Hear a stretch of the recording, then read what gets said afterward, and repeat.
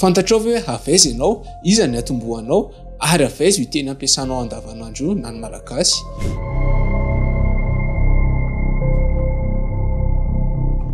Tompoko lahy sy tompoko vavy, ny rapadango ny tompoko mahakofina, ny telonoka mahakenta, ny telikafatra kosa mahabe kipo. Eto ary dia tsy adino ny afatra ray aman-dreny dia ny fanaovana azafady rehefa hiteny. Manao azafady manembana ary tompoko lahy, manao azafady misalovana ary tompoko vavy raha toa ka handahatra. Fa handahatra mba hanandratra ny soatoavina malagasy izay tsy totanela nefa koa tsy ho vasiky ny vao. Tonga soa eto amin'ny épisode Storytime Focus izay miankina amin'ny loha hevitra ny hoe avaiza malagasy na fiavian'ny Madagasikara, fiavian'ireo malagasy. Tanatin'izay tonga teto manoka ny Ramose Rakotovao Roland resadresaka momba ny tantaran'i Madagasikara, tsy hoe avaiza ny malagasy fa alohan'izay fantatrao hoe tapitapsend. Efa manakaiky izao ny 9 Jona, nefa ny ianao mipetraka any an-dafy, manana havana mipetraka aty Madagasikara, aza misalasala intsony, mampiasa dia izao ny application tapitapsend. Application fandefasana vola avy any an-dafy mankaty Madagasikara izy io, ary mariako tsy misy sara-pandefasana fa tonga dia tonga any amin'ny compte Airtel Money, Orange Money ary volan'ny havanao ilay mipetraka aty Madagasikara ny volanao. Ampiasao dia izao ary ny code promo Story 261 amin'ny application tapitapsend fa azo tombony 5 € ianao. Ny fampiasanao ny code Story 261 dia manampy anay amin'ny fanaovana horonan-tsary toy izao ato amin'ny Storytime Podcast. Misaotra tapitapsend. Salama Ramose Rakotovao Roland. Tonga soa eto amin'ny Storytime Focus. Alohan'ny anombohantsika resaka moa afaka manolotra ny tenanao fofofa ianao azafady. Eny ary Roland Rakotovao Roland ny anarako mpampianatra pikaroka misampana tantara amin'ny université Antananarivo. Makasy ny tantara Madagasikara moa zany tena hoe fitorana amin'ny ankapobeny dia mifampizaran'izay amin'ny tanora. Fanazavana fofofa fotsiny mety hoe efa teo amin'ny 4 taona teo ianao nanomboka nanao ny asa io dia inona ny atombohan'izay hoe fitiavanao an'izay tantara izay? Ny tantara, ny fianarana, ny fikarohana ny tantara Madagasikara efa nanomboka tany amin'ny taona 3 nanomboka nianatra. Nanomboka nampianatra ny taona 9 zany hoe efa taona maro ihany zany izay nanomboka fikarohana. Ny fikarohana nataoko voalohany zany tamin'ny taona 9 mikasika ny tolona tamin'ny 7 tany amin'ny faritra atsimo Madagasikara iny. Dia ny tantara moa ny fianakaviana mpampianatra amin'ny ankapobeny dia ao anatiny ao ny tantara dia isan'ny fitaizana. Dia isan'izay ny hoe nahatonga ny hoe voasarika tsikelikely hoe nandalina ary aty hoe izara lizo amin'ny tanona izao fotoana izao satria hoe tantara ny tena isan'ny fototra lehibe ahafahantsika mieritreritra ny ho avy. Resaka tantara tsika hiditra anaty votoatin'ny resaka amin'izay. Ny loha hevitra antsika androany moa zany hoe ny tantaran'ny avian'ny malagasy, ny avian'ny mponina eto Madagasikara. Dia anatin'izay everiko angamba ny fanahinao ao ambadiky ny caméra angamba mieritreritra hoe ny atombohan'i Madagasikara midika Diego Diaz. Izany hoe tany ampianarana hoe Diego Diaz foana ny nahita Madagasikara voalohany. Marina ve izay? Raha diso izay, inona ny tena hoe hevitra marina, inona ny tena tantara nisy talohana tonga amin'ny Diego Diaz, nisy ve ireo mponina mipetraka teto Madagasikara? Ie, tsara tokoa izay satria amin'ny ankapobeny ny fampianarana ny tantara zany eto Madagasikara. Dia saika mbola ilay fijery avy any Eoropa no entina ampianarana ny tantaran'i Madagasikara fa tsy ilay fomba fijery avy eto Madagasikara na fomba fijery amin'ny ankapobeny fotsiny dia manjary lasa saika hoe diso ny hoe atomboka hatreo amin'ny Diego Diaz ny tantara Madagasikara. Diso tanteraka izay. Diego Diaz dia efa ny fotoana fohy kely fotsiny, fohy tao anatin'ny tantara Madagasikara, izany hoe tao amin'ny fotoana tamin'ny taonjato fa 512 zany ny Européen rehefa nanomboka ny vezivezy eran-tany dia nisy tamin'izy ireo no satria isany ao anatin'ny lalana avy aty atsimon'ny Afrika ho any Azia eto Madagasikara dia mazava ho azy satria nosy ngeza be io dia tsy tonga dia hoe ho hitan'ireo Européen ireo hoe misy nosy lehibe eto dia zareo rehefa mitantara izy hoe zay nahita nosy lehibe dia ohatran'ny hoe zareo nahita Madagasikara voalohany fa aleo vatsika izay fomba fijery izay hoe ary zareo fa efa nisy olona talohany natongavan'zareo na talohany nandalovan'zareo zany de efa nisy olona teto Madagasikara arivo-taona talohan'i Jesosy Kristy de efa nisy mponina teto Madagasikara ary ireo mponina ireo amin'ny ankapobeny zany de mponina zay vokatry ny fivezivezena zany hoe ny faritry ny Océan Indien tamin'ny vanim-potoana resahako io zany hoe arivo-taona talohan'i Jesosy Kristy de efa fivezivezena. Ny Européen efa taty arina be efa arivo-taona taty arina indray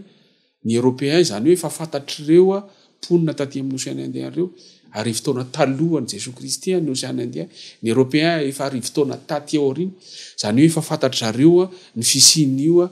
nosy Madagasikara io de reo olona mivezivezy avy any Azia avy any Afrika avy any Azia avaratra reo zany no azo lazaina fa mety hoe natonga ny mponina tsy teto Madagasikara rery fa ny mponina tamin'ny faritry ny Océan Indien de fitambaran'ireo olona mivezivezy ireo zany hoe ezahantsika hoe faritana fa ny mponina ny Océan Indien de saika vokatry ny fivezivezeny reo olona rehetrarehetra reo isan'izay Madagasikara. Fa ny tsara ho fantatra ny fiforonan'ny mponina teto Madagasikara ny fiforonany atao hoe malagasy dia teto Madagasikara fa tsy hoe kory hoe apetraka foana hoe avy ary na avy ary hoe firenena avy ary zay zavatra zay bitika ao anatin'ny fiforonany atao hoe malagasy fa teto Madagasikara ny tontolo iainana eto Madagasikara ny votany teto Madagasikara le tontolo iainana teo zany hoe ny zavaboary ny zavamananaina ireo no nanomean'ny mahamalagasy ny malagasy ary ny forona teto io zany hoe raha jerena le vanim-potoana andresahana teo raha hoe taonjato nisy farafahakeliny zany folo ny foronan'io teto Madagasikara zany hoe tsy hoe ny forona avy any ambany tany avy any an-danitra fa reo olona le nivezivezy teo reo zay niaina tamin'ny tontolo iainana zay hoe Madagasikara zay nosy lehibe manana ny maizy azy de io no ny foronany atao hoe malagasy zay nandritry ny taonjato folo farafahakeliny de ny foronan'ny kolotsaina malagasy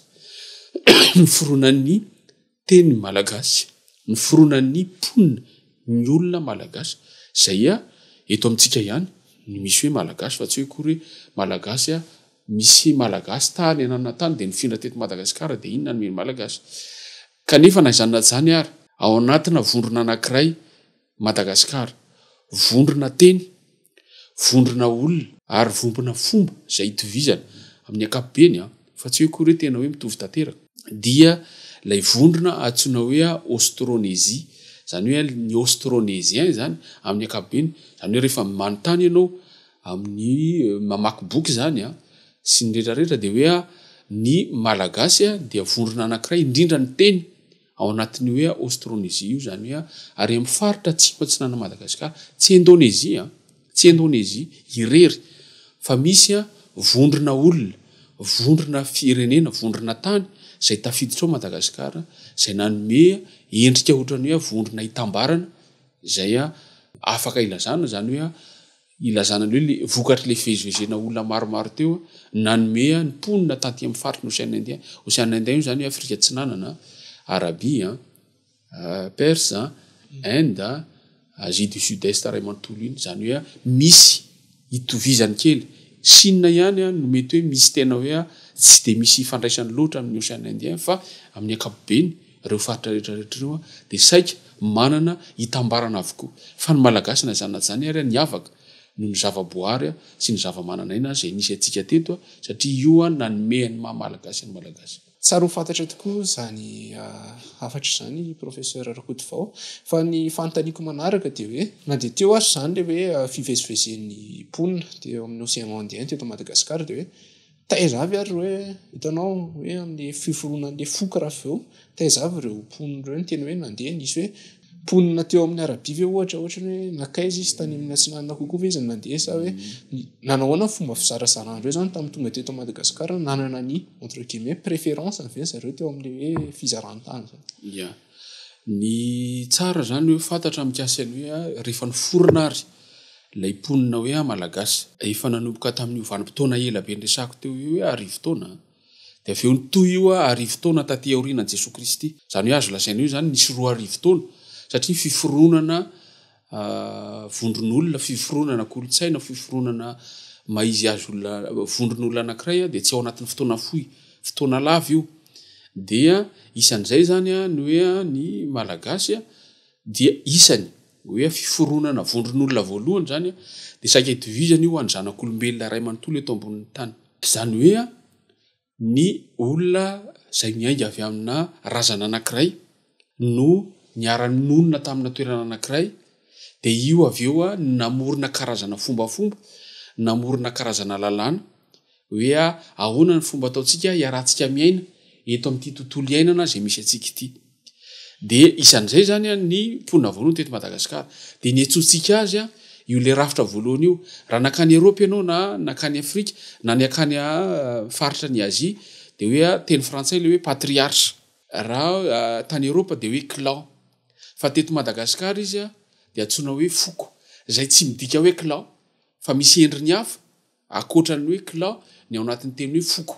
zany hoe tsy mahadika ny hoe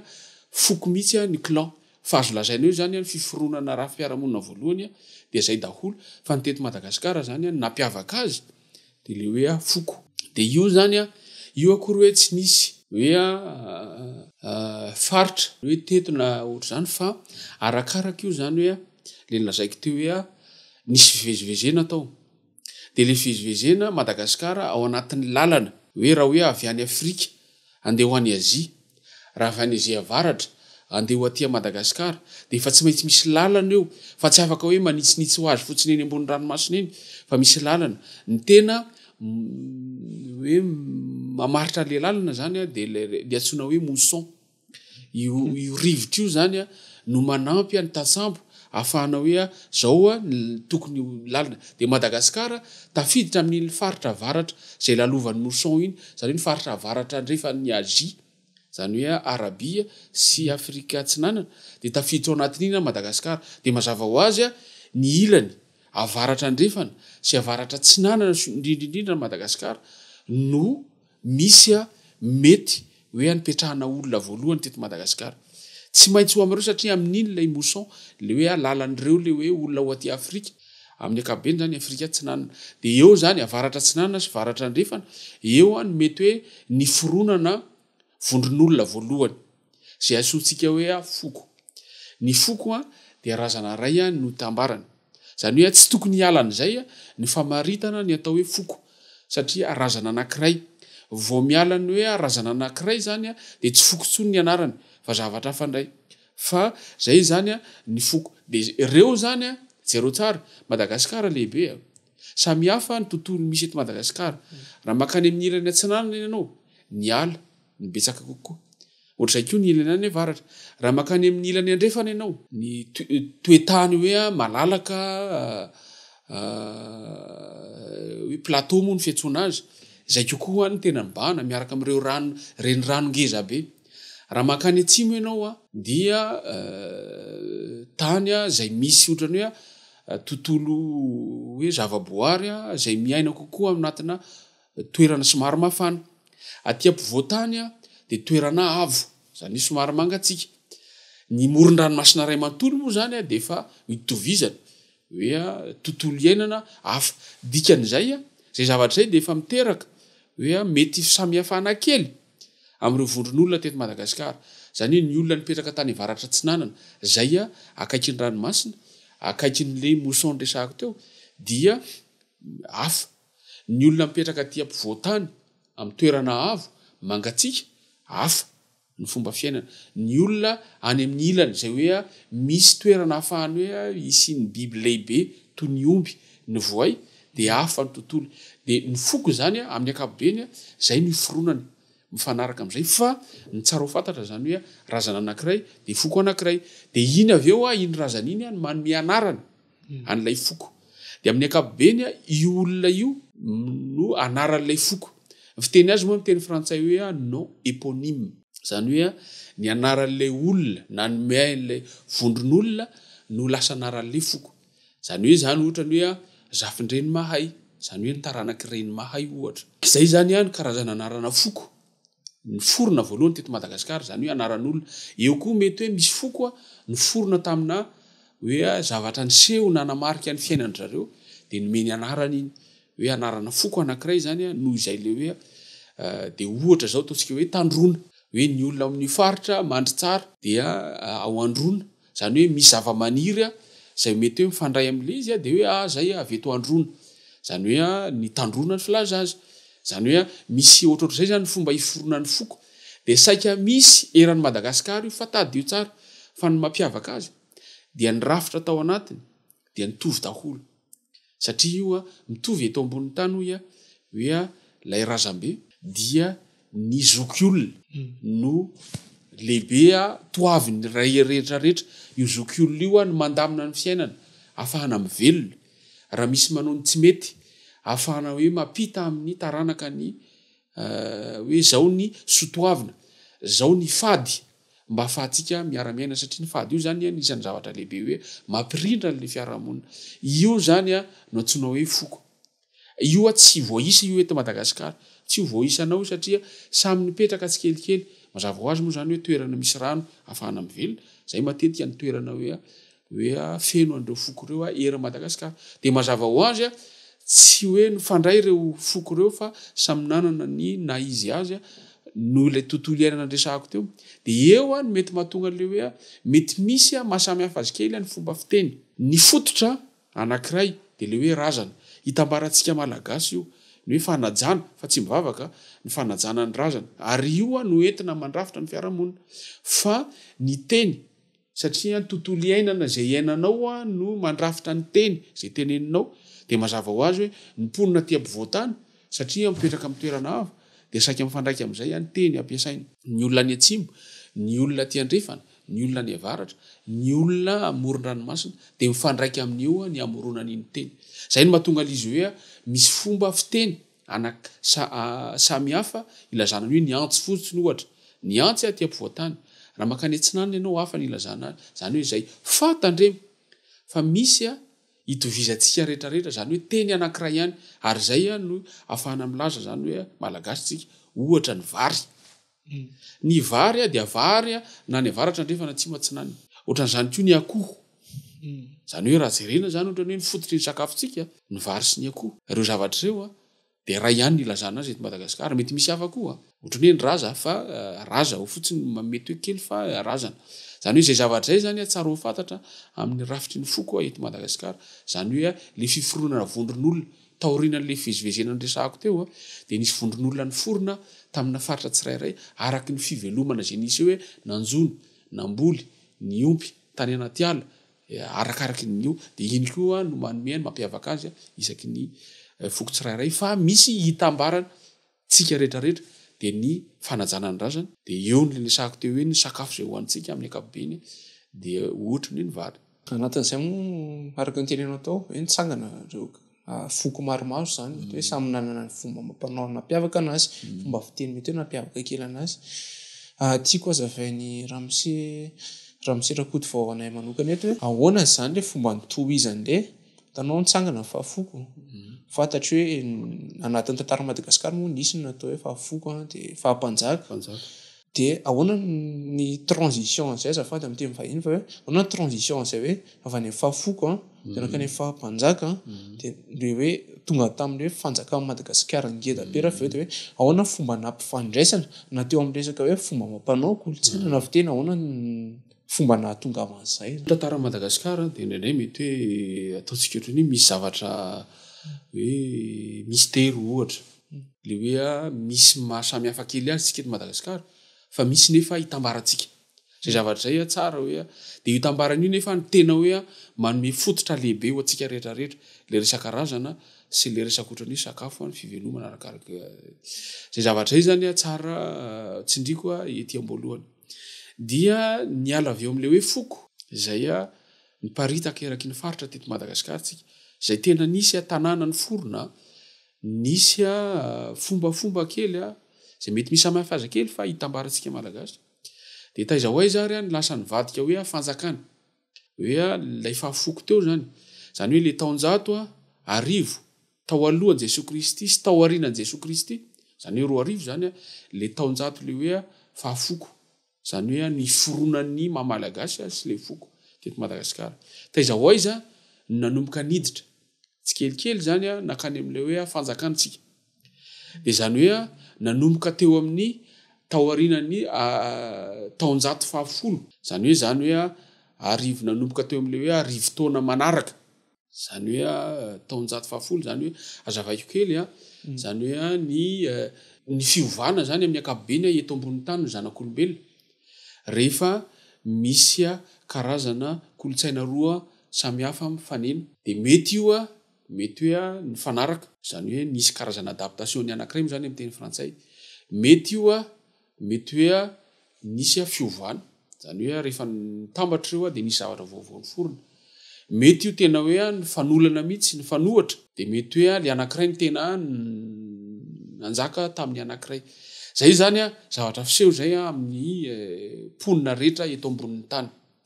de teto Madagasikara zany nisy an'izay ihany koa zany hoe nanomboka tao am'le fiatombohan'ny arivo taona manaraka indray zany hoe taonjato fahafolo zany hoe 10e siècle raha zay ny azahoany amin'ny ankapobeny azy nanomboka teo lay fivezivezena de lasa nisy tombo be le fivezivezena teo aloha zany saika lay ponina mivezivezy avy any Azia makany Afrika fa rehefa teo am'le taonjato fahafolo faharoamby folo ny tombo alle fivezivezena inona ny nampitombo azy de ny fivavahana musulmane zany hoe ny islam zany hoe io fivavahana anankiray io zany lasa ohatrany hoe le olona zay nanaraka ny fivavahana io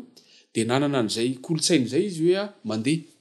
hoe hoentina le fivavahana dia nakaty Afrika ary indrindrindrindra taty amin'ny Afrika Atsimo zany hoe Afrique noire moa ny filazana azy de Madagasikara raha jerena ny endriky Madagasikara tafiditra ao anatin'le hoe Afrika Atsimo zany hoe ny fivavahana hoe islam rehefa taorinan'izay fivezivezena zay hoe fandehanana zay de tsy nijanona fotsiny hoe fivavahana fa lasa ihany koa civilisation zany hoe lasa nisy kolotsaina nisy culture teraka zany hoe io zany lasa ohatrany hoe nisy kolotsaina vaovao zay ny ely saika taty Azia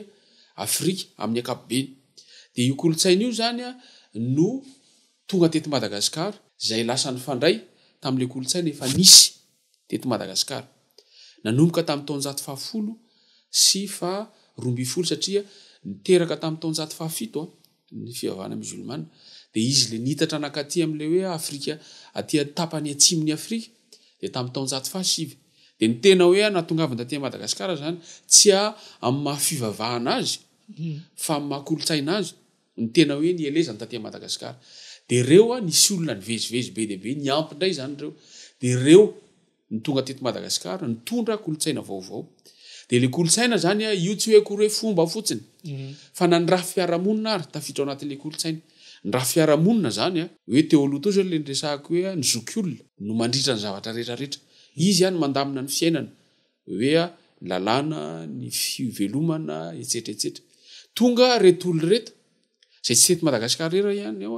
fa saika nerin'ny Afrika dia mitondra izy rafitra vaovao raha fiarahamonina dia ny tena nataonjareo nefa le fomba fifandraisana zany tsy fifandraisana hoe nandeha ho azy kelikely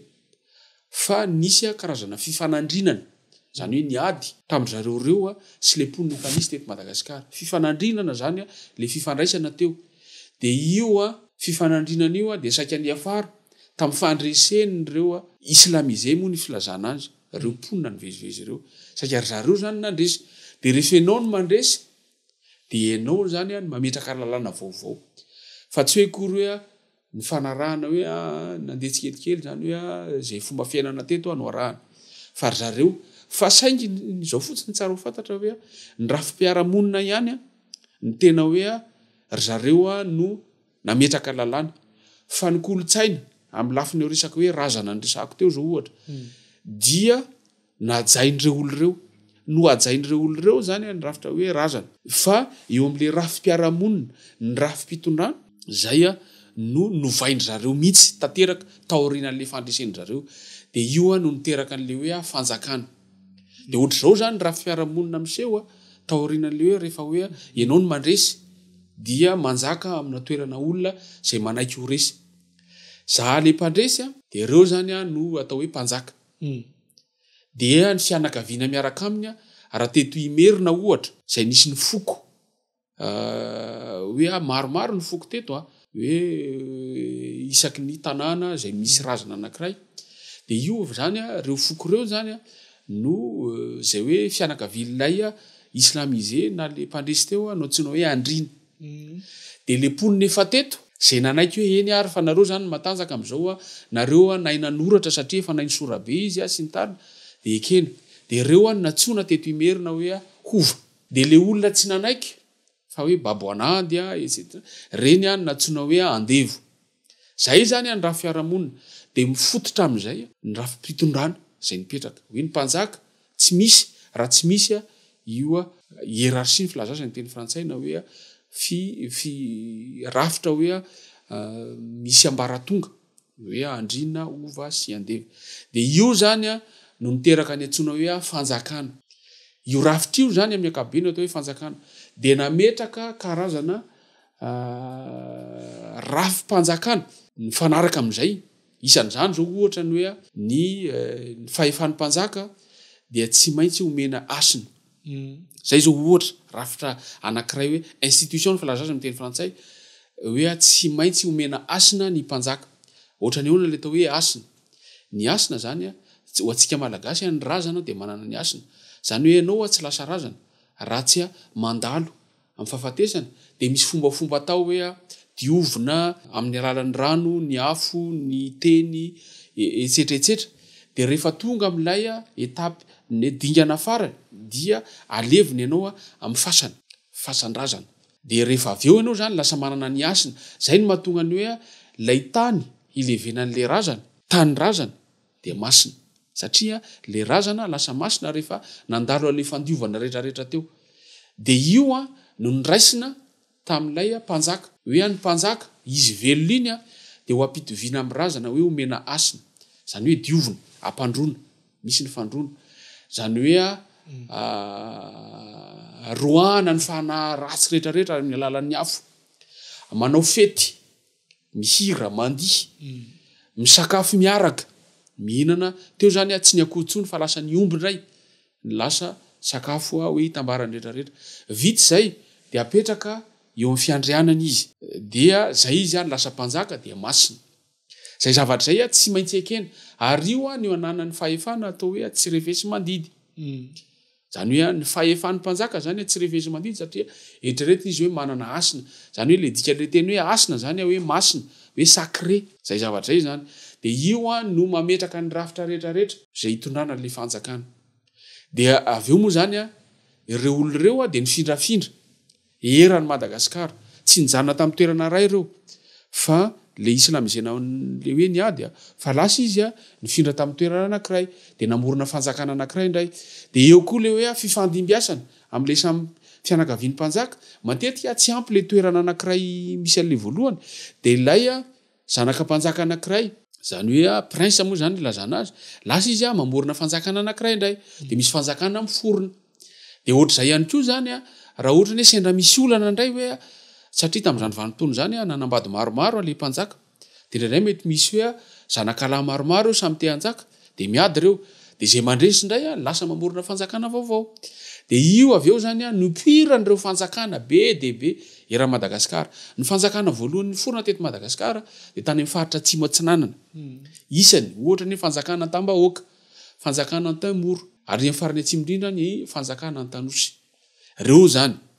de avy eo mifampitohy am'le teo hoe tsy ampy ny tany na hoe miady le mpandimby de mamorona fanjakana vaovao de ny forona fanjakana ohatra ny hoe makany amin'ny Masikoro Mahafaly Antandroy Sakalava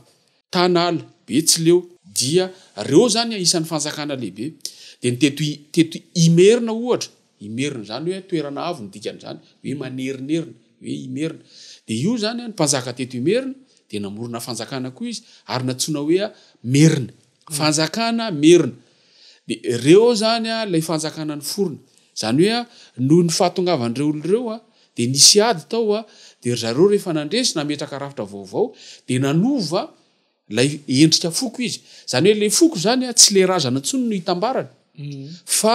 lasana ntsony hoe fanjakana zany hoe lay vondron'olona maromaro teo ny fianakavian'le mpandresy mpanjaka le olona efa teo ary le olona zay hafa de ny fitambaran'ireo no ntsony hoe fanjakana efa tsy foko ntsony zany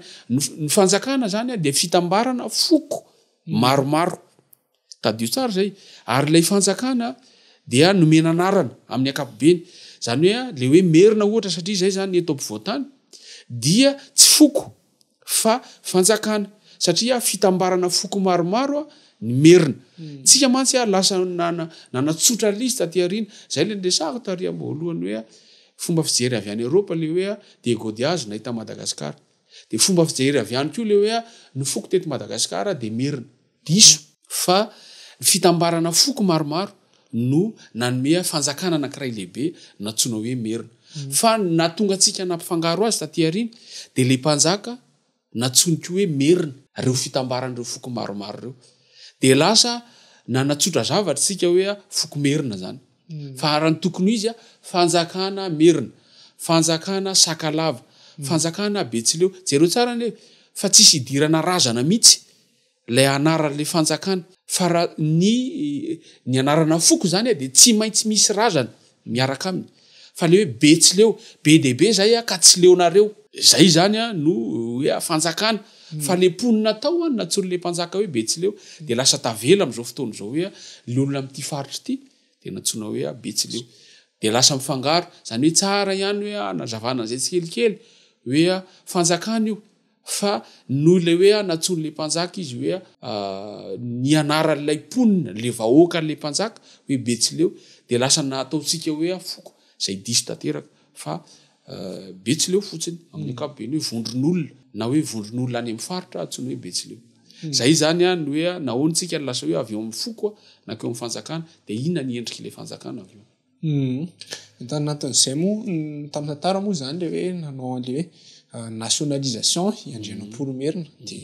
tamin'ny radama moa le izy fa tena hoe nandeha de natambatra hoe fanjaka Madagasikara isoty kely satria le izy hoe taty arina nisy ny tena hoe vanim-potoana nanamarika hoe atsika nanamarika ny malagasy moa zany natsona hoe colonisation de anatin'izay betsaka ny olona miteny hoe tena nanana ny lanja manokana ny colonisation zany amin'ny malagasy atsika amin'izao mety hoe afaka azavainy Ramosirakoto Vaovovovy ohatra ny hoe ahoana ny tena hoe lanja ny fanjanahantany teo amin'ny malagasy atsika amin'izao. Tsara ihany aloha iverenao kely le resaka hoe fanambarana ny Madagasikara zay ny fanjakana avy eto merina zany hoe ny fanjakana merina no navita nanambatra amin'ny ankapobeny fa tsara ho fatarina fa reo fanjakana kely ary isan'ny tena hoe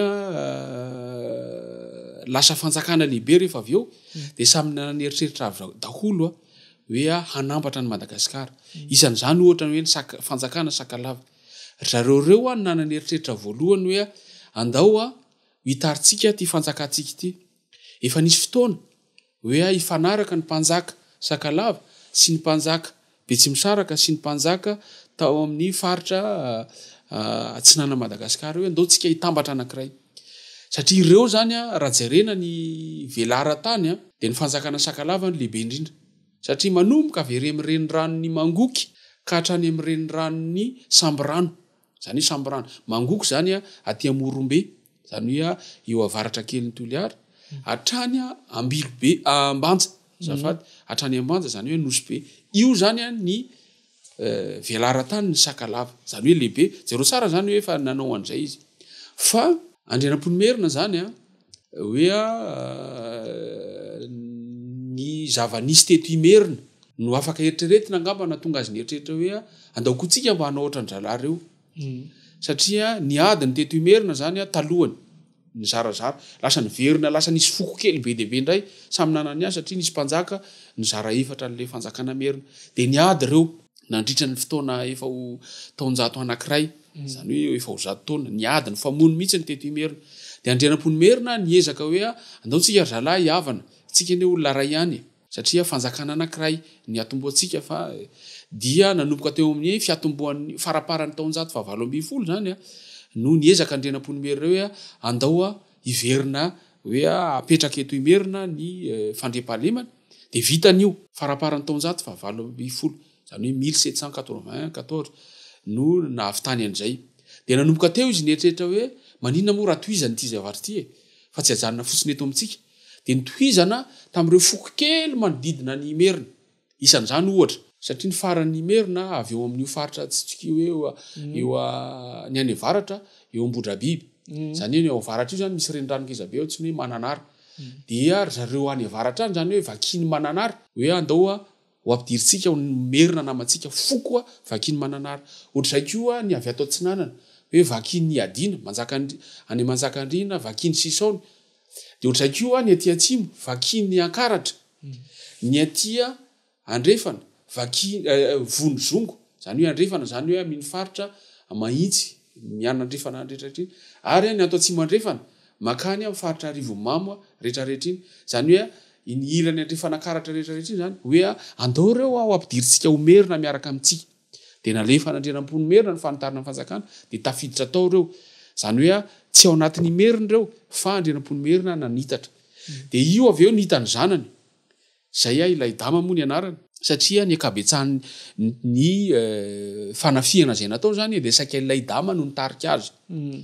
zany hoe hita izy zany nitarika hoe nandresany tao imamo nandresany tary amin'ny manenty tany amin'ny vonozongy etsetera de izy zany nahita hoe aleo hitarina ivelany reto foko kely manodidina ny meriny reto de nitarina eran'ny Madagasikara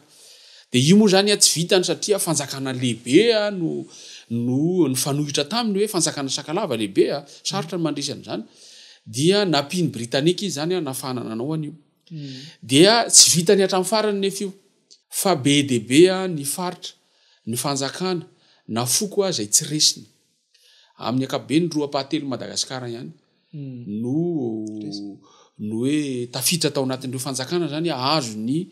radama premier ny ilany atsimo Madagasikara manontolo zany tsy tafiditra misy ilan'ny fanjakana sakalava atao hoe sakalava ny ambongo tsy tafiditra ny faritra zefan'ny frantsay ohatra ny Sainte Marie sy Diego nosy be de tsy tafiditra tao anatiny reo zany io any fanjakana tsy afaka lazainy hoe nation mila mitandrina tsara tsika ny am'le teny hoe nation zany hoe firenena ho lazantsika azy tsy mbola afaka lazainy io satria tsy Madagasikara ray manontolo io resaka io fa apahany ihany kanefa na izany naty zany ary afaka lazainy izy hoe mpanjakany Madagasikara na de hoe merina ary satria ny fanjakana lehibe indrindra tamin'izany fotoana zany zany hoe fanjakana britanika zay matanjaka indrindra tamin'izany no teny hoe ekeny ianao ao mpanjakany Madagasikara de zay no natonga azy hoe radama premier fa tsy andrenam-pony merina no mpanjaka voalohany Madagasikara satria nanjaka izy tamin'ny faritra zay hoe lehibe Madagasikara fa tsy mbola azo lazaintsika io hoe firenena hoe nation tsika am'izao fotoana zao tonga de toizako am'le fanontanianao teo hoe frantsay mbola tia hevitro mbola mametraka ny atao hoe firenena malagasy amiko tsy mbola misy ny nation malagasy satria nahoana ny nanambatra atsika anankiray ny tambatra dia ny frantsay mety misy olona be deabe tsy hitovy hevitra amiko am'izany fa tsy afaka tsy azotsika tsy ialany zany hoe ny frantsay natonga atsika rehetrarehetra ny tambatra tamin'ny taona 1910 no nitambatra anankiray Madagasikara natomboky ny frantsay io tamin'ny taona 1910 de nandritry ny 10 taona izy zany nanambatra atsika zany hoe zany ny fitambaratsika de tsy noho ny hoe fitambarana nandeha ho azy zay nataotsika fa noho ny faneren'ny frantsay hoe tsy maintsy atao rafim-pitondrana anankiray no mitantana ny Madagasikara dia atao aloha zay anambarana anareo amin'ny fanafiana de atambatra anankiray nareo dikan'izay nandritry ny fanjanahantany ray manontolo dia ny endrika fitambarantsika rehetrarehetra de fitambarana zay ny frantsay no nitondra atsika avy ety ambony zay zany ny endrika fitambarantsika ray manontolo zany de endrika hoe ny frantsay no nitambatra nanambatra atsika ray manontolo zany hoe zay zavatra zay tena hoe mbola ezaka ataotsika tsy kelikely hoe fomba hoana ny fomba hietreretantsika hoe ametrahana ny atao hoe nation na firenena eto Madagasikara miala n'izay hoe any frantsay no nanomboka azo voalohany tokony hoe tsika malagasy no miezaka tsikelikely zany zao hoe esorona any le hoe frantsay fa tsika tsikelikely satria maro ohatra isan'ny zavatra tena hoe vokatra le hoe ny frantsay no mitondra hitanareo zany ohatrany hoe rehefa napetraky radava premier sy ranavalina première le fanjakana ny Madagasikara zany hoe royaume de Madagascar de mazava ho azy tsy maintsy olona avy ety merina no nalefa mitondra tamin'ireo toerana zay azony zareo olona avy ety merina nanomboka teo zany zao de efa nanomboka tsikelikely hoe ny paritakeran'ny Madagasikara ny teny le fomba fiteny avy ety merina de reo olon'ireo zany nefa naizana zany ary tao anatin'ny ady no nanaovana an'ilay hoe fahazahoanan'ireo fanjakan'ireo de misy ohatra io ady io zay napetrako teo hoe rehefa ny mpandresy no mitondra de izy any mametraka ny rafitra de matetika zany iny rafitra iny matetika mety hoe nisy fanolanana kely de maro ohatra zao ny toerana ety Madagasikara mety hoe fady merina noho izay de zay zavatra zay nefa matetika zany hoe rehefa nandritry ny fanjanahantany lay fanambarana antsika malagasy nataon'ny frantsay tsy ny rara iny zany fa hoe frantsay no mitondra dia mitovy daholo nareo malagasy tsisy fa tsy nieritreritra n'izay le hoe nisy ane karazana mbola ohatrany hoe endrika zay mety hoe nisy fanolanana kely teo malagasy zay tamin'ilay androny fitondrana ny fanjakana tamin'ny andro radama premier dia tavela nandritry ny fotoana ataontsika hoe 50 taona 90 taona iolay karazana ohatrany hoe endrika hoe fanitarana ny tany Madagasikara ny tany teto imerina zany de lasa ohatrany hoe tsy nanana fotoana tsika ny dina hevitra tamin'io natry ny fanjanahantany fa ny zavatra nataontsika natry ny fanjanahantany de niady hanoerana ny frantsay fa tsy niady nametraka hoe orzala tsika nenina de hoe ara hoe ny merina ny nametraka andreto ary tsika samy malagasy ka tokony hoe ezahantsika dépassena ny dikan'ny teny frantsay zany hoe ezahantsika hoe amin'ny endriny hafa ny tokony eza de zay zavatra zay ny tokony aditsika hevitra am'izao fotoana zao hoe ny vanim-potoana zay nisy an'ny radama premier de tsy maintsy hoe tamin'ny alalan'ny ady tsika am'izao fotoana zao tsy miady tsony zany hoe ezahantsika hoe ahoana ny fomba atao hoe amerenana le hoe mamalagasy le hoe fitambaran'ny malagasy efa tsy amin'ny alalan'ny ady tsony iny tsy azo ifanometsiny hoe niady ny sakalava sy ny merina tamin'izany hoe zay no nahafahana nanao an'ilay mety nakany amin'ilay fitambarantsika malagasy fa zao tsisy an'izay tsony zany hoe tokony lay ady tamin'izany fotoana zany tokony hoe avely zay tsy niezahan'ny frantsay hoe nezahana hoe niadina hevitra fa de hoe nenay frantsay de manao zay hoe akana ny arena eto Madagasikara zay fotsiny fa tsika am'izao fotoana zao zany mbola eto amintsika reo areny reo fa tsy lanin'ny frantsay velively mbola eto amintsika reo hoe ahoana ny fomba atao hitambarantsika hoe itsika no mitambatra miezaka mametraka nation satria lay nation na le firenena mbola tsy niaditsika hevitra satria le tsika le indépendante amin'ny nahazo fahaleovatena tamin'ny 1960 de mbola indépendance tao anatin'le hoe vanim-potoana nametrahan'ny frantsay ny fitambarantsika malagasy fa manomboka eto zany tsika tokony miady hevitra am'izay hoe esorona any aloha le hoe frantsay fa mieritreritra tsika hoe tsika malagasy ray manontolo mieritreritra hoe ahoana nametrahantsika firenena ho atsika malagasy fa maritana ny atao hoe firenena na nation de hoe manana tantara anankiray misy teny anankiray misy hoe faneketsika hoe miara-miaina vivre ensemble miara-miaina eto amina nosy anankiray tsika tsy afaka no aisika fa tsy maintsy eto daholo rehefa ao anatin'izay tsika hoe miezaka hoe manala n'le hoe tsy afaka miara-miaina fa hoe mbola eo ihany le hoe avery atsimy etc dia tsy mbola mipetraka le nation fa rehefa vitatsika no mahafantatra tsara hoe zao ny atao hoe firenena anankiray hoe manala n'izay le hoe afaka miara-miaina eto tsika fa tsy hoe kory hoe isaky ny manendry mpitondra fanjakana de tsy maintsy hoe raha olona avy eto imerina ny président de prime ministre tsy maintsy avy any amin'ny sisiny raha avy any amin'ny sisiny président de tsy maintsy olona avy eto ampovoantany raha zay ny fomba hitondrantsika ny ady hevitra tsy hipetraka mihitsy le atao hoe nation eto Madagasikara tsy hipetraka fa tokony ialana tanteraka zay fa mieritreritsika hoe na olona samy avy any tana any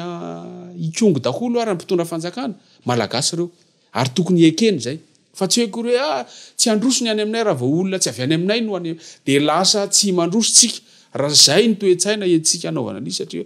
mbola apetraka tsika hoe tsy firenentsika tsy miaina miaraka tsika tsy manana tantara iray tambarana tsy misy fiteny tsika eto Madagasikara ne manana fiteny hoe malagasy iray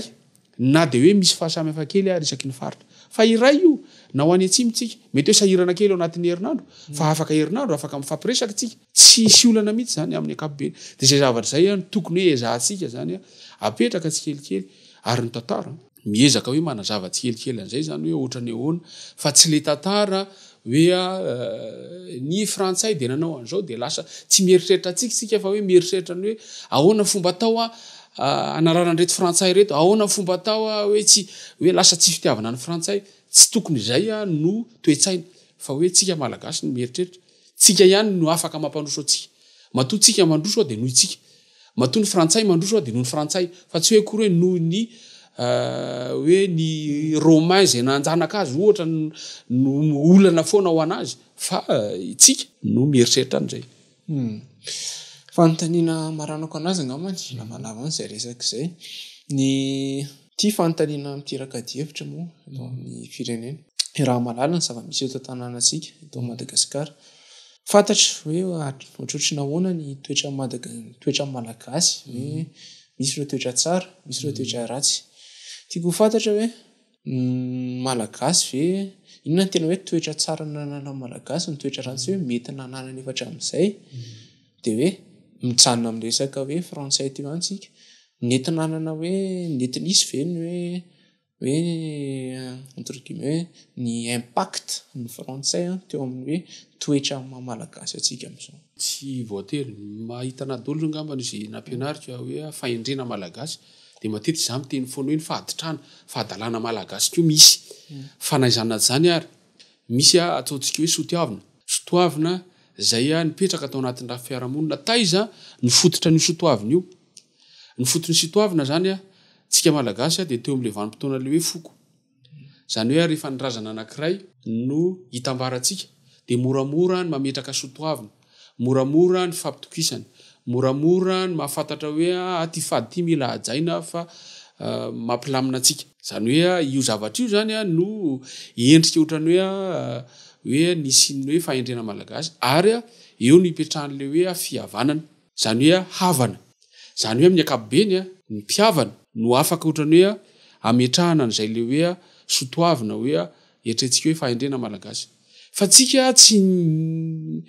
hoe mijanona eo ny vanim-potoana iainantsika fa nivoatra ny tantara Madagasikara tonga reto islamizay reto nanova ny raha fiarahamonina teto tsika tonga ny hoe nitambatra ny apahantsika malagasy niova ny rafitra nisy eto Madagasikara hoe lasa ny fandray ny fanjakana samihafa tonga ny frantsay sy ny britanika niova zao tsika mametraka ny hoe fahaleovan-tena tsika tokony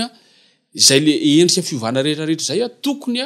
mila ataotsika ao anatin'ny saina daholo satria tsy afaka ny hoe andeha hiverina any am'le taloha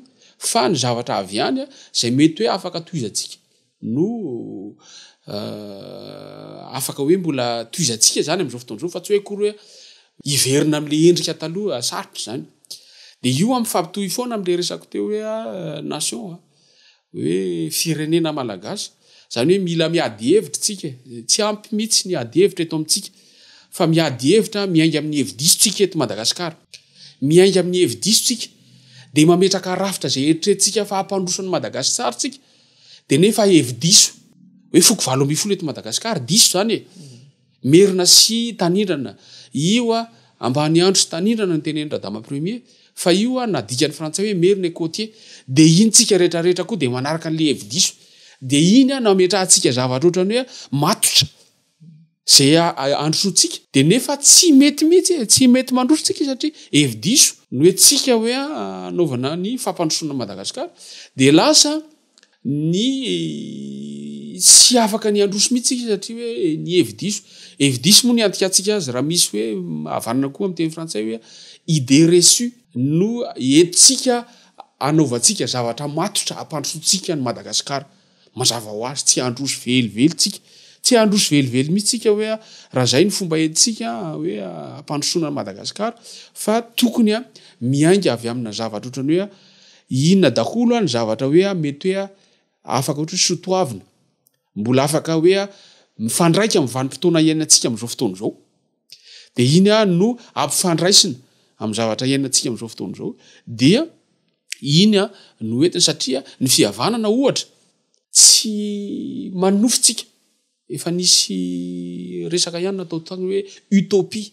manofotsika hoe fihavanana no etsika mpandrosoana Madagasikara tsy mety zany ny fihavanana resahan'io a de taremile fokony resantsika teo hoe ny olona mpihavana no afaka mametraka fihavanana fa raha zay le endrika zay a no bataitsika am'izao vanim-potoana hoe tsika zao tsy andeha mihitsy io satria tsika lay havana zany a efa hafa ny endriny am'izao fotoana zao dikan'izay a mila miady hevitra aloha tsika hoe inona ny endrika fihavanana zay a azotsika raisina amin'ny taloha ka mifanaraka amin'ny vanim-potoana am'izao fotoana zao de zay a no raisitsika fa tsy lay famaritana an'le fihavanana tany aloha tany de ohatra zay koa le hoe a tena hoe a nanova ave tena hoe a natonga atsika malagasy hoe a ohatra zao ve ny frantsay marina fa hoe a ny vanim-potoana ny fanjanahantany raha ny dikany de hoe a exploitation économique colonisation moa zany resaka de dikako amin'ny teny frantsay izy exploitation économique de Madagascar zay a ny tena dikany atao hoe fanjanahantany tsy nisy ndrarahiny frantsay izy akoatran'izay zany hoe a mazava ho azy nandritry ny enimpolo taona tsika de niaina an'izay tadio nefa fa tao anatin'izay valim-potoana zay a de tsika malagasy de nieritreritra koa hoe ahoana fomba tao a anoerana ny zay a hevitra ny fanjanahantany zay fa amin'ny akapobeny a tsy nandroso l izy amin'ny akapobeny a tsy tafavoaka l izy niezaka nataon'ireo a hoe tsy nanaiky ny mpiatrahan'ny frantsay ny menalamba teto Madagasikara tsy naomby resy ny galeny niezaka nataon'ralay mongo hoe mila mitovy zony malagasy ny frantsay tsy naomby fa natao sesitany tany Port Berger i ralay mongo niezaka nataon'ireo tolona avy any ambany vohatra tamin'ny 1947 ka hito avy any ambany vohatra ny anao lefona no miady amin'ny basy tsy naomby dikan'izay a le hevitra hoe a zay a mifanaraka foana am'lay a fomba fijerin'ny frantsay ny lasa nazahoantsika ny fahaleovantena de iny nefa sarotra be tamitsika nalalan'izay hoe a inona le endrika de izay no mahatonga antsika mieritreritra ohatrany hoe frantsay zany a no nahatonga antsika ohatra zao diso ny atsika ny endrika hoe a fitiavan-tanindrazana atsika ny endrika fitiavan-tanindrazana atsika de lasa ohatrany hoe tsy fitiavana frantsay diso tanteraka tsika raha ohatr'izay ny fomba ijerentsika natao hoe fitiavan-tanindrazana fitiavan-tanindrazana tompoko dia fitiavana ny Madagasikara hoe inona ny ataoko fandraisana anjarako ho fampandrosoana ny Madagasikara mila mandray anjara manana fidiram-bola anankiray a manana fivelomana anankiray a na ariary folo a ny zavatra nataoko androany manana eritreritra fitiavan-tanindrazana rehefa hoe ho ampitomboko ray alina io a afaka herinandro ho an'ny Madagasikara zay a no atao hoe fitiavan-tanindrazana fa aza apetraka ao le hoe atsika satria frantsay de eo ny hoe fatalisme moa fiteny azy amy hoe de zay zany ko ekena satria ny frantsay de hoe mila atao zay alan'ireo frantsay ireo fa raha zany a tsy androso mihitsy tsika diso tanteraka raha zay a no ataontsika hoe fitiavan-tanindrazana frantsay a elaitsika européen ireo ny européen firenena mandroso inona ny olana am'zany fa tsika malagasy no miezaka mijery zany hoe ahoana ny fomba tao a hoe anovantsika ny toetsaina ny dikany atao hoe fitiavan-tanindrazana ny fitiavan-tanindrazana de fitiavana ny Madagasikara fa tsy hoe tsy fitiavana vahiny averiko ihany zay satria matetika zay ny antiatsika ny atao hoe nationalisme de hoe fitiavan-tanindrazana diso fa tokony miezaka tsika miady hevitra zany hoe Madagasikara ny mila tiavintsika de ampandrosoana de le dikan'le tao hoe fandrosoana mila ianaratsika le fandrosoana zany le hoe miezaka manabe voa le fivelomana ataotsika de rehefa samy mampitombo ny ary folo rasa ray alina tsika tsirairay andrositsika afaka fotoana foy de am'izay teny zay ny amarana antsika anty olona tsary ty misaotra anao ramsey rakoto voarolon tonga teto mitondra fanazavana tondra fampianarana ho anay to amin'ny Storytone Focus ho an'ny tanora zay mijery anay avatra fara angamany mety hoe misy tianao tenenina ve de anatin'izay mety misy verindreo karazana hoe boky na karazana article conseillenao ho an'izay mijery anty orinantsary ty ny anaovako azy angamba ny amaranako azy de amin'ny resaka hoe inona ny dikany atao hoe tantara ho antsika malagasy matetika io zany no mahatonga atsika ohatrany hoe mandiso mahatonga atsika tsy miady hevitra ary mahatonga atsika tsy afaka mijery lavitra satria tsy fantatra ny dikany hoe tantara ho atsika ny atao hoe tantara de leilay lovatsofina napita ny ray aman-drenitsika inona ataontsika hoe tantara tsy izay nefa ny tantara tsy izay fotsiny raha mijanona am'izay tsika de lasa tsy afaka ny roso fa ny tantara dia fiazantsika hoe ina marina moa no mahatonga ny hoe zao firenentsika zao ohatr'zao am'zao fotoana zao dikan'izay ny tantara zany dia fahalalana ny am'izao fotoana zao fa amin'ny alalan'ny lasa ny lasa no ahafahantsika mahazo ny dikany hoe maninontsika no am'izao fotoana zao zay entina lay tantara nresantsika teo zany tsy hoe koa re tantaraina be fahatany fa entsika ahafahantsika mametram-panontaniana amin'ny zao zavatra iainantsika am'izao fotoana zao rehefa fantatritsika zay le zavatra iainantsika am'izao fotoana zao avy amin'ny alalan'ny lasa moramora ho antsika ny mieritreritra no avy moramora ho antsika ny mieritreritra no avy fa rehefa tsy haintsika ny manazava ny ankehitriny amin'ny alalan'ny lasa anjavina foana homaizina foana no avytsika zay zavatra zay zany tiako mba havoatra ary zay no ampianarinay ao amin'ny sampana tantara ny université n'Antananarivo hoe ohatra ny ahoana ny fomba atao ahafahantsika mieritreritra dia ny zahay zany de manao fikarohana zany hoe manoratra ny tantara zany hoe mila avahantsika tsara le tantara ho antsika malagasy le hoe lovatsofina sy lay tantara zay soratanay mpanao mpikaroka hoe entina ahafahantsika manampona no avy ohatra manana karazana revue ny ao amin'ny sampana tantara ny université n'Antananarivo atsony hoe omaly sy anio na ny anarany fotsiny ary omaly sy anio zany hoe manoratra ao zay miezaka hoe ohatr' zao any tokony hoe ho fantatra mikasy any taloha mba ahafahantsika mieritreritra no avy de maro nisy boky zany zao vao nivoaka koa zany zao farany tamin'iny taona 2020 sy 2021 zay mpahay tantara maromaro vitsivitsy nanoratra ao anatiny hoe ohatra ny ahoana ny endrika tokony andraisantsika ny fanorenana ny nation construction de la nation eto Madagasikara fanorenana firenena eto Madagasikara amin'ny alalan'ny tantara boky maitsomaitso kely zay izy io hoe histoire de Madagascar la construction d'une nation amin'ny teny frantsay izy satria tsika ny vanim-potoana ho any mivoatra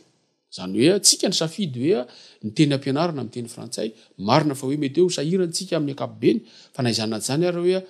mety any anatin'ny lohantsika mety hoe misy zavatra mora azo amin'ny teny frantsay fa naizany tsy midika hoe tsisy dikany ny teny malagasy fa ny teny malagasy azo teto anyezaka ny teny malagasy ranoray zany hoe azo atao tsara ny miteny